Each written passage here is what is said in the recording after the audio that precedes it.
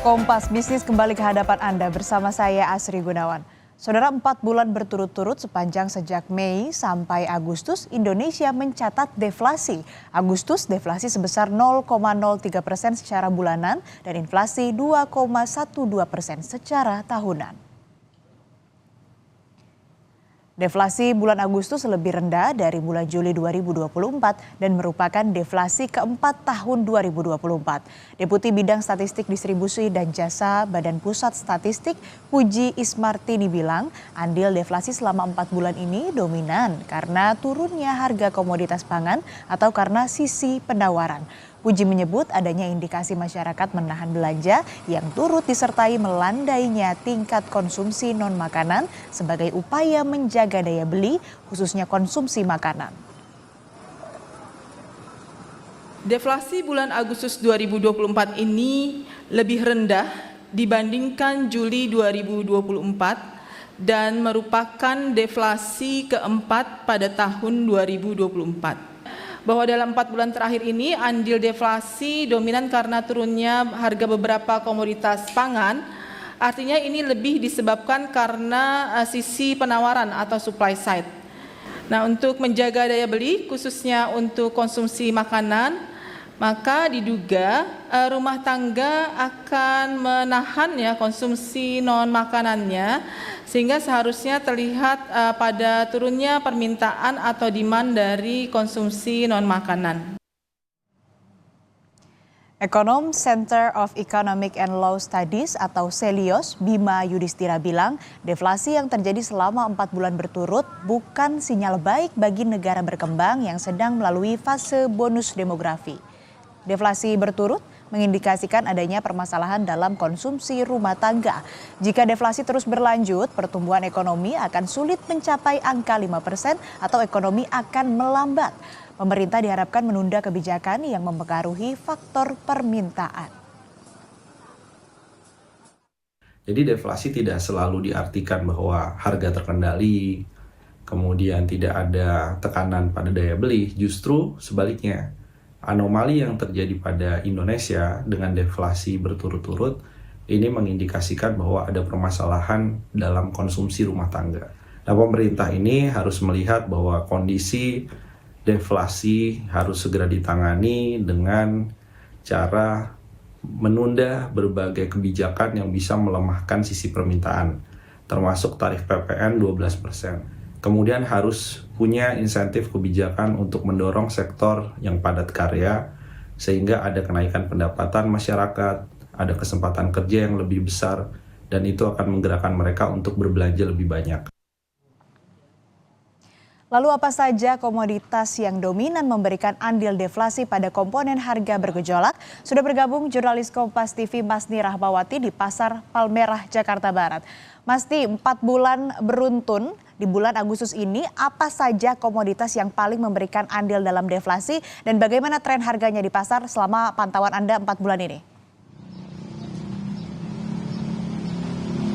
Iya, kalau kita melihat dan juga memantau bagaimana tren dari harga komoditas yang ada di pasaran, tentunya ada beberapa komoditas yang ini menjadi andil terbesar terjadinya inflasi yang terjadi selama 4 bulan belakangan. Kalau kita melihat dari volatile food ini deflasi terjadi ini sebesar 1,24%. Komoditas yang menyumbang terbesar yaitu dari bawang merah, daging ayam ras, tomat, dan juga dari telur ayam. Kalau untuk bawang merah ini menyumbang sebesar 0,08%. Dan kalau kami tadi sempat memantau juga di Pasar Palmerah ini dan juga bertanya-tanya kepada pedagang, tentunya memang mereka ini menyebutkan bahwa untuk dari penurunan harga ini sudah terjadi usai dari Hari Raya Idul Fitri. Maksud kami usai dari bulan Lebaran Idul Fitri seperti itu, dan harga komoditas ini terus turun, baik itu dari bawang merah, tomat, cabai. Walaupun cabai ini sempat naik seperti itu, tapi ini juga terus mengalami penurunan hingga hari ini. Tapi kalau kita melihat dari bulan April, bulan Mei itu cenderung turun harganya dari harga-harga komoditas yang ada di pasaran. Kalau kita merinci untuk harga bawang merah aja untuk hari ini itu berada di harga Rp30.000. Kalau dari beberapa hari yang lalu atau seminggu yang lalu ini sempat naik Rp60.000, namun tetap mengalami penurunan. Kalau untuk telur ayam ini berada di harga Rp30.000 untuk 1 kilogramnya ayam ini stabil di harga Rp48.000. Memang sempat kemarin atau beberapa minggu yang lalu ini mengalami kenaikan, namun terus cenderung turun hingga hari ini. Dan kalau kita berbicara bagaimana dengan perkembangan indeks harga konsumen Agustus pada tahun 2024 ini, secara bulanan ini deflasi terjadi sebesar 0,03% dan juga inflasi secara tahunan ini terjadi sebesar 2,12%.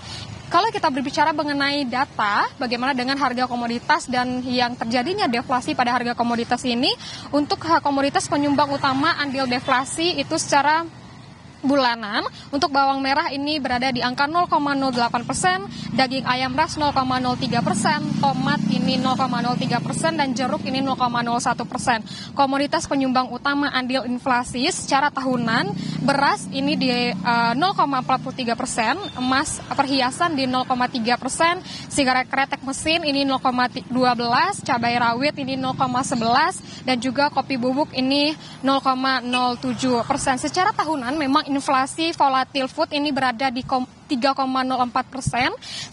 dan di mana kedepannya inflasi volatil food ini diperkirakan akan tetap terkendali. Kalau kita melihat kembali bagaimana deflasi yang terjadi, memang kalau trennya untuk dari inflasi yang terjadi ini selalu terjadi di bulan Agustus karena adanya gejolak harga yang terjadi di bulan Agustus.